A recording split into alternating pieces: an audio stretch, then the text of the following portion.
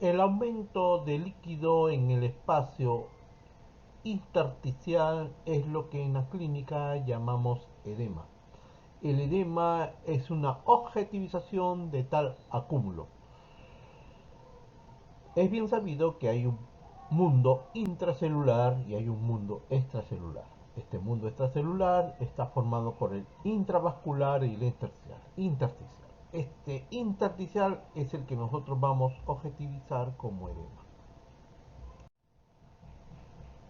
Bien es sabido que el agua total del cuerpo humano, que representa el 60% del peso corporal, se distribuye en sus dos terceras partes en el mundo intracelular y la otra tercera parte en el mundo extracelular.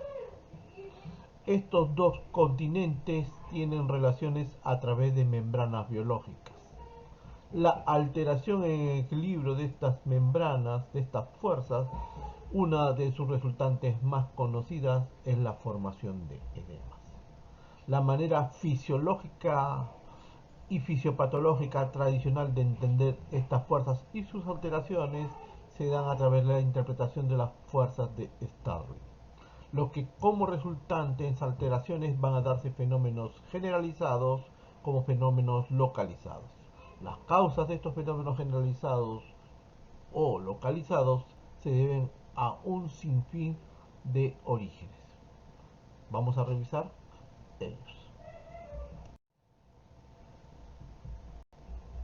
En la evaluación de todo paciente con edema es de vital importancia la inspección. Primera, objetivización de alguna asimetría objetivable o algún cambio en la morfología del cuerpo. El segundo aspecto es la palpación, la evidencia palpable de una asimetría o de un incremento en el espacio intersticial mencionado. Y el tercer aspecto es el cambio en la vasculatura o en el peso, la balanza. El peso diario o el peso modificado en lapsos de tanto en la mañana como en la noche como en los días te puede dar una idea de un cambio en los volúmenes de líquidos de los pacientes. Entonces la evaluación del paciente con edema incluye la historia clínica prolija acerca de todos los datos que pueden ayudarnos a interpretar el fenómeno, el examen físico ya mencionado, inspección, palpación, las pruebas diagnósticas que te orienten hacia la causa del edema y el manejo por sí mismo de edema para tratar de revertir las molestias que se puedan estar condicionando en los pacientes.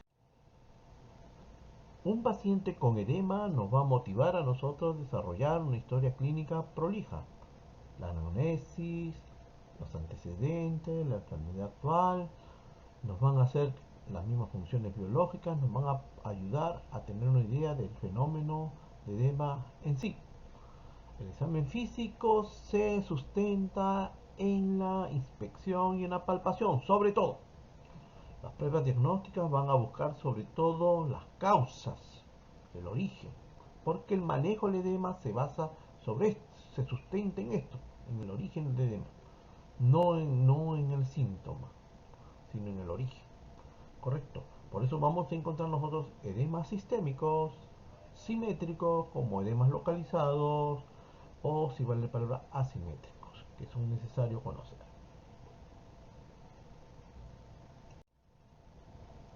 La evaluación de un paciente con edema nos va a obligar a conocer y desarrollar una buena historia. La anamnesis, antecedentes y enfermedades actuales nos van a dar una idea del origen, del inicio y la evolución de los edemas.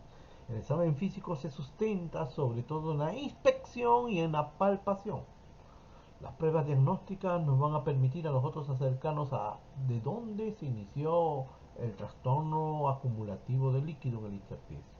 Y el manejo está orientado sobre todo al origen etiológico.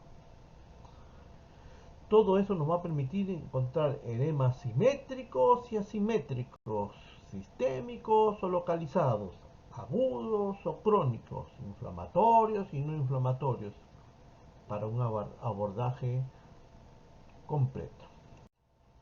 La evaluación de un paciente con edema nos obliga a desarrollar una buena historia clínica. Los datos anamnésicos de antecedentes de enfermedad actual nos van a consolidar los orígenes, causas y evolución del edema. El examen físico se sustenta en la inspección y en la palpación del edema. Las pruebas diagnósticas, sobre todo dirigidas hacia el origen etiopatogénico, son de vital importancia porque el manejo se da en función del origen para tratar, sea un edema sistémico o sea un edema localizado, sea este agudo o sea este crónico. En todo paciente con edema hay condiciones que deben ser evaluadas. Mencionaremos algunas: la localización, la distribución, la consistencia, la temperatura, la sensibilidad. Pero también hay que saber en edemas si estos son generalizados o anasarcas o peculiares tipos de edema, mexedema, linfedema, lipedema, como también saber reconocer la presencia del signo de la fovea, importantísimo para el reconocimiento de edema y la interpretación de acúmulos de líquido que el paciente pudiera tener. Invitamos al alumnado a revisar sobre todo la semiología clásica, la cual se ve representado en la colección del profesor Tiburcio Padilla, bibliografía clásica tradicional que siempre es bueno repasar para conocer los cimientos de la semiología actual moderna y tecnificada.